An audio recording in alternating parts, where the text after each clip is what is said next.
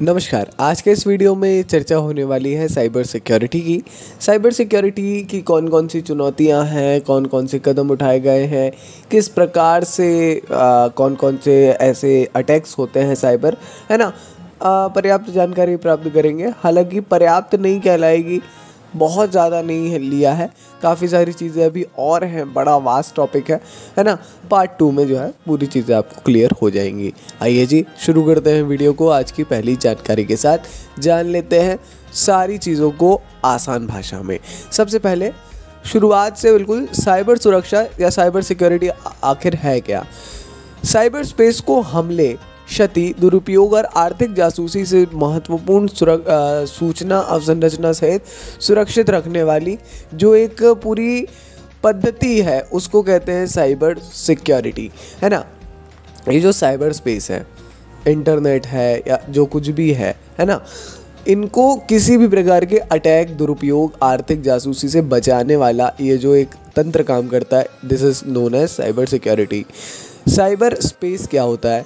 सूचना पर्यावरण के भीतर एक वैश्विक डोमेन जिसमें इंटरनेट, दूरसंचार नेटवर्क, कंप्यूटर सिस्टम और एम्बेडेड प्रोसेसर और नियंत्रकों सहित सूचना प्रौद्योगिकी अवसंरचनाओं का परस्पर निर्भर नेटवर्क शामिल है।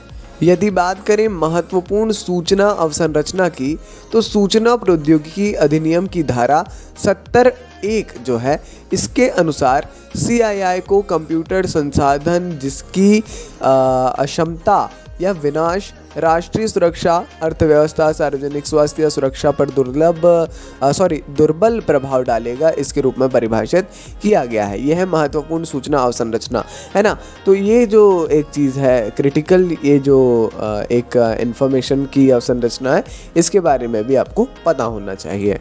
अब जान लेते हैं हम अगले विषय पे, जो है साइबर अटैक, साइबर हमले।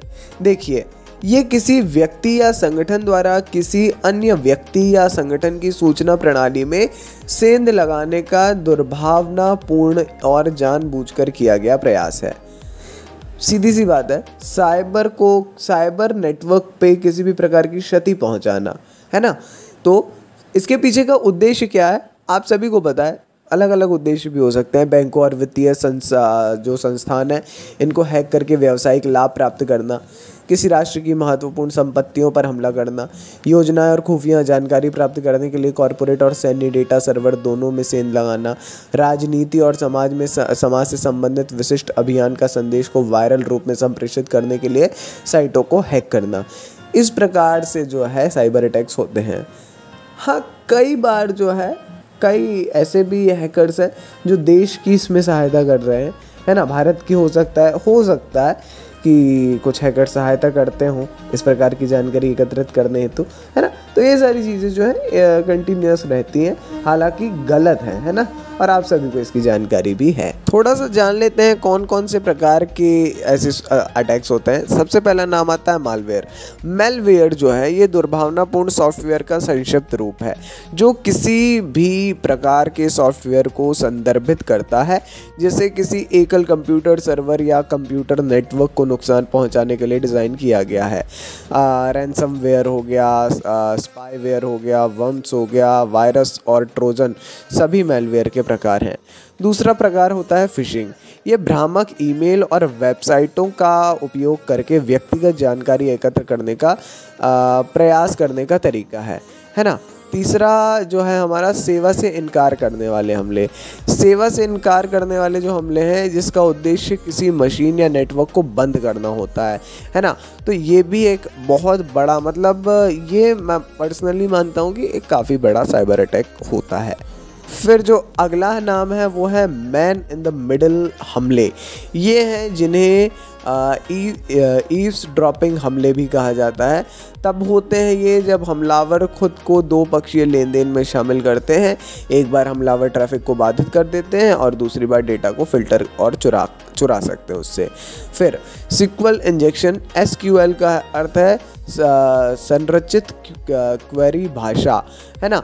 तो ये जो है हमारा डेटाबेस के साथ संचार करने के लिए उपयोग की जाने वाली प्रोग्रामिंग भाषा वेबसाइट और सेवाओं के लिए महत्वपूर्ण डेटा संग्रहित करने वाले कई सर्वर अपने डेटाबेस में डेटा को प्रबंधित करने वाले SQL का उपयोग करते हैं।